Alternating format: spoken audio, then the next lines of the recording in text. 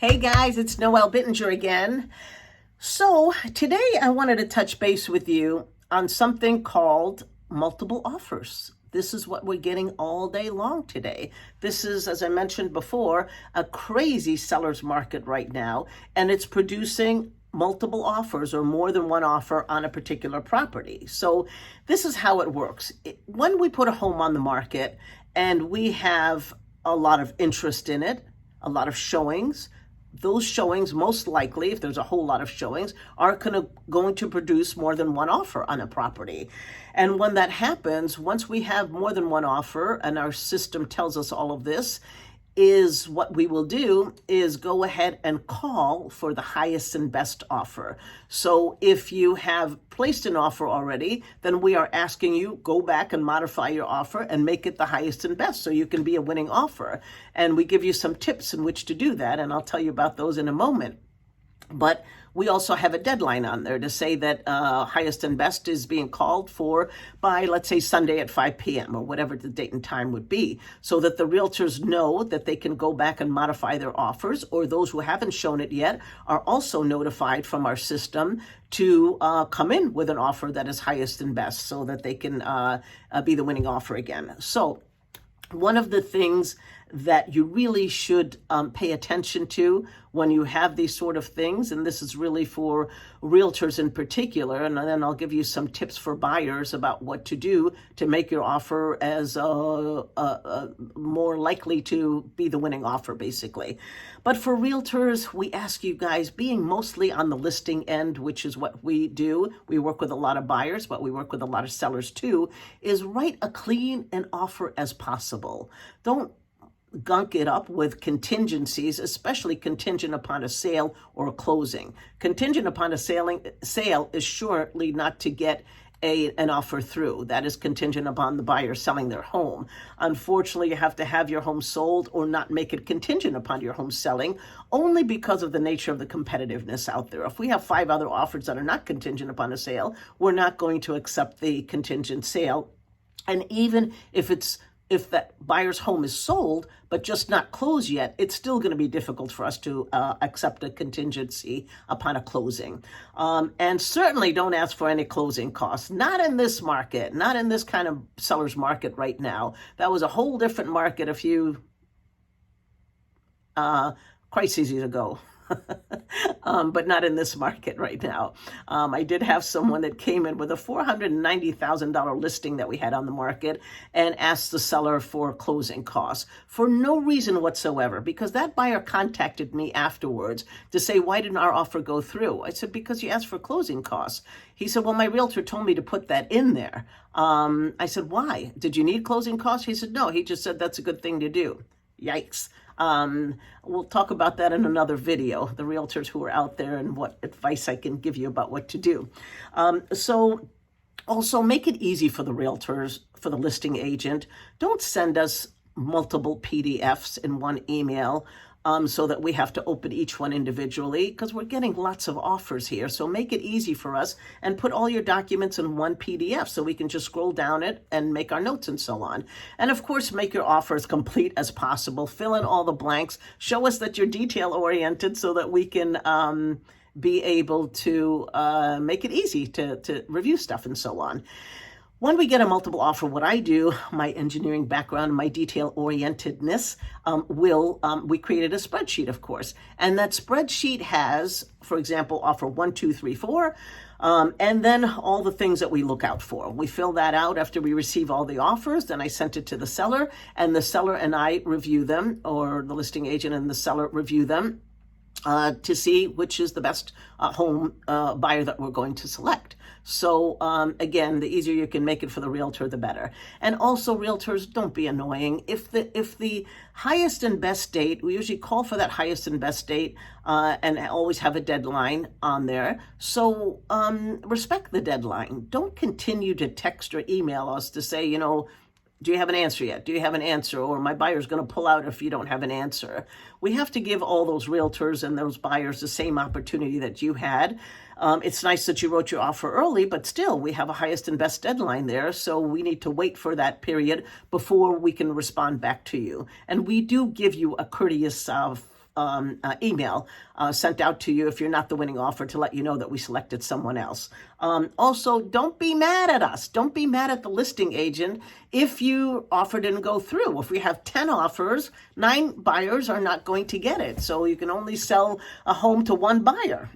So you know that somebody's not going to make it. So don't be upset. I know it's a difficult market for agents working with buyers right now and for buyers, but that's the way it is. So here are 7 tips for you, in particular for buyers and for their realtors, to know about to make your offer as winning an offer as possible. And what that would be is this. First and foremost, the price. If you know there's more than one offer, you have to be competitive. You're most likely not going to make an offer. I can give you this advice right now, not to make an offer that is less than the asking price on the home. If there's maybe 2 offers on it, maybe you can go a little above asking. If you know there's 20 offers on it, and sometimes you will know that because the realtor will tell you, then you better believe that you better be quite a bit higher, because that's what these offers are going to bring. That one home that I told you about that we had 23 offers on about a month ago or so, we actually had that home ended up selling for $30,500 above asking price. Whoa, in a 2-day period. So this is how it can get. That's the way it is. The other thing to be able to help out with that is to put in something called an escalation clause. Some realtors like this, some people don't, but it's pretty clever. What it says is that because you never know what the other offers are, the buyer can put in an offer that states that, here's my offer, and if another offer comes in that's higher than this offer, then I'd like to put in this escalation clause that states that I will beat that offer by, let's say, $500 or $1,000, as long as you show me proof that you have this kind of offer. So that's a way to help get your offer through also. It's perfectly fair. It says, hey, I'll beat whatever offer there is out there. And that's the way it is. If we have 2 escalation clauses, then we have to look at other factors in the offer, because we look at several different factors. Also, another tip is your earnest money deposit. When you make an offer, you have to make an earnest money deposit. If it's a $500,000 home, don't give us a $1,000 earnest money deposit. That's chump change for people in that price range, most likely. A customary thing, or something that we would like to see, is a very strong earnest money deposit, or EMD is what we call it. And that would be customary of 3%. So 3% of your asking or your offering price would be great for that kind of thing. The other thing that a lot of buyers are offering is free occupancy. If the seller wants to stay in the home after closing, and in the past, what they normally would do is pay rent to the buyer, because they don't own the home anymore after closing. So they would pay rent back to the buyer to the tune of whatever the buyer's mortgage payment is. Well, a lot of buyers now, in order to get their offers through, they're telling the seller, okay, you can stay there for X amount of time at no cost. We'll let you stay there with free occupancy. So that's another thing. And another thing is waiving the inspection. 99.9% of the offers usually have an inspection on them. Well, a lot of these buyers now are coming in saying, I ain't doing an inspection. Kind of a scary thing to do. If they see the house is in good condition, I guess that's a good thing to do, and a pretty good risk for them. But it's at their risk, and we let them know that you have to understand what you're getting into here. But they do that in order to get their offers through, and that certainly helps us to, we love seeing those, because then we don't have to mess around with any kind of caulking issues or whatever comes up from inspection. So that's another thing. The other thing is the famous waive the appraisal, or a portion of the appraisal. I won't get into the details of all that, because that's a whole nother topic that we can get into. But waiving the appraisal means that no matter what the appraisal comes in at, you are saying, I'm buying the house no matter what. So let's say you made an offer, home is listed for $325, you made an offer of $350. It's probably not going to appraise, meaning the bank is going to say, the value is probably not that, it's closer to $325. So if it does appraise for $325 and you purchase for $350, that means you as the buyer is going to pay that difference of the $25,000, regardless of whatever the appraisal is. And usually that's capped somehow. So that's another risky thing to to do, but a lot of buyers are doing that, either waiving it totally or waiving, I'll pay up to $10,000 higher than the asking price, than the appraisal price. So something to think about also. And then there's the QT letter. Some people call it a love letter or whatever. Sometimes it's nice for the buyer to send a letter to the seller and indicate why they love their home, and that helps to get their emotions in there for the seller to see that as well. So those are the 7 tips that are great for buyers to make an offer, to try and get to attempt to get your offer through in a multiple offer situation. The other thing is you must have a fierce negotiator on your side, your realtor. Your realtor has to be strong and has to advise you properly to either do 1, 2, or 3, or 4, or 5, or all of these things, and give you good advice, period. I mean, that is... in my opinion, I should have put that as number 1, really.